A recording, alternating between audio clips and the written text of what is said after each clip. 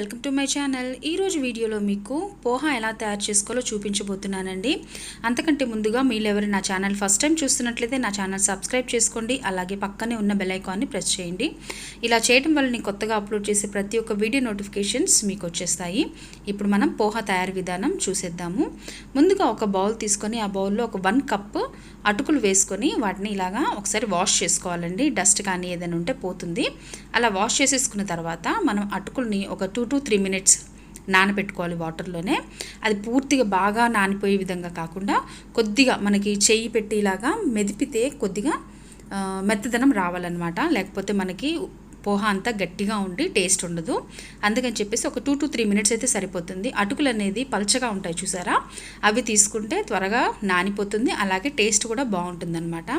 So అది మనం నానేలోపు ఇక్కడ ఒక స్టవ్ పైన ప్యాన్ పెట్టుకొని దాంట్లో ఒక 3 tablespoon ఆయిల్ వేసుకున్నానండి. దాంట్లోనే ఒక హాఫ్ బౌల్ పల్లీలు వేసుకొని ఫస్ట్ మనం పల్లీల్ని వేయించేసుకుందాము. పల్లీలు వేయించేసుకున్న తర్వాత మనం వాటిని ఒక బౌల్లోకి తీసుకొని సపరేట్గా సైడ్కి పెట్టుకుందాము.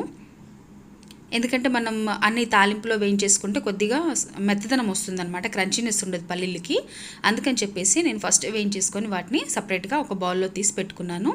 ఆ పల్లీలు వేయించి సపరేట్ బౌల్లో తీసుకొని పెట్టుకున్న తర్వాత దాంట్లో నేను ఒక 1/2 tablespoon జీలకర్ర, 1/2 tablespoon ఆవాలు, అలాగే ఒక 1/2 tablespoon మినప్పప్పు అండి. ఇక్కడ నేను అటుకులు అనేది తక్కువ క్వాంటిటీ తీసుకున్నాను కాబట్టి వీటన్నిటిని కూడా తక్కువ క్వాంటిటీ తీసుకున్నాను. మీరు ఒకవేళ ఎక్కువ క్వాంటిటీ తీసుకుంటే వాటి తగ్గట్టుగా మిగతావి కూడా మనం క్వాంటిటీ పెంచుకోవచ్చు.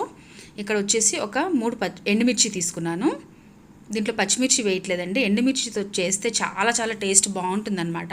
అందుకే నేను ఎప్పుడు చేసినా కానీ ఎండుమిర్చినే ట్రై చేస్తాను, పచ్చిమిర్చి వేయను.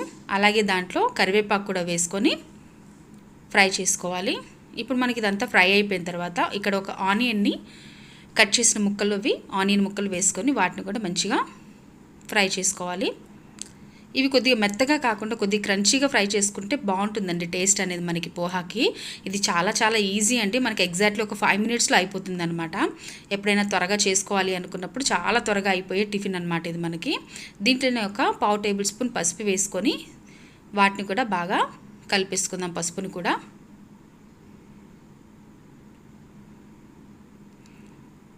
చూసారా, మనకి కలర్ కూడా బాగా కనిపిస్తుంది.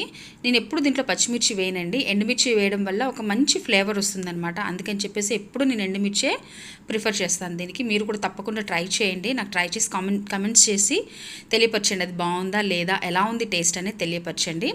అలాగే దీంట్లో నేను ఎప్పుడు సాల్ట్ ఏం చేస్తానంటే ఈ తాలింపులోనే వేసేస్తానండి. అటుకులు వేసిన తర్వాత మనకి ఉప్పు అనేది సరిగా కలవకుండా ఉంటుంది. ఈ తాలింపులో వేసేస్తే మనకి ఉప్పు అనేది చక్కగా మొత్తం అటుకులకి పడుతుందన్నమాట. అందుకని చెప్పేసి తాలింపులోనే సాల్ట్ కూడా వేసేస్తాను.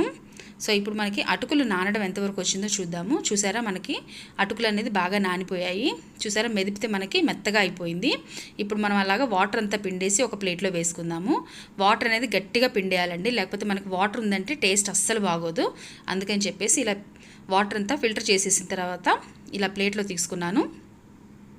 ఇప్పుడు మనం తాలింపులో అటుకులు వేసేసుకుందాము. ఇలా అటుకులు వేసేసుకొని మనం ఒకసారి మొత్తం కలిసే విధంగా కలుపుకుందాం. సాల్ట్ ముందే వేసుకోవడం వల్ల చెప్పాను కదండి, తాలింపులో మనకు మొత్తం చక్కగా కలుస్తుందన్నమాట. సో ఒకసారి ఇలాగా పూర్తిగా మనం అంతా కలిసే విధంగా కలుపుకుందాము. ఒకవేళ మీకు సాల్ట్ కానీ సరిపోకపోతే మనం సాల్ట్ మళ్ళీ ఒకసారి వేసుకొని కలుపుకోవాలి. ఇప్పుడు దీంట్లోనే నేను ముందుగా ఫ్రై చేసి పెట్టుకున్న పల్లీలను కూడా వేసేసుకుందాము. పల్లీలను వేసుకొని ఒకసారి బాగా కలిపేసుకొని దీంట్లో లాస్ట్లో కొద్దిగా కొత్తిమీర కూడా వేసుకుందాము.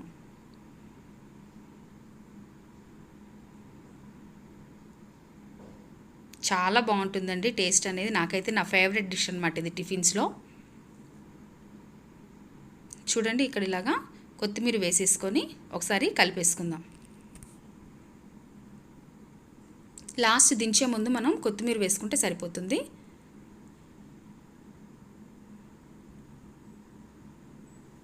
సో అంతేనండి, ఎంతో టేస్టీగా ఉండే పోహా మనకి రెడీ అయిపోయింది.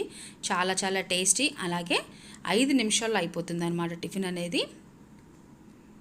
సో మీరు కూడా తప్పకుండా ట్రై చేసి నా కామెంట్స్లో తెలియపరచండి. ఒకవేళ మీకు ఏవైనా డిషెస్ అంటే వేరే ఐటమ్స్ ఏమైనా కావాలి అనుకుంటే నా కామెంట్స్లో తెలియపరచండి. నేను వాటిని తప్పకుండా చేసి మీకు అప్లోడ్ చేస్తాను వీడియోస్లో. సో మీరు కూడా ట్రై చేసి నా కామెంట్స్లో తెలియపరచాలని కోరుకుంటూ, please subscribe my channel, like and share అండి. Thank you so much. Thanks for watching. Bye.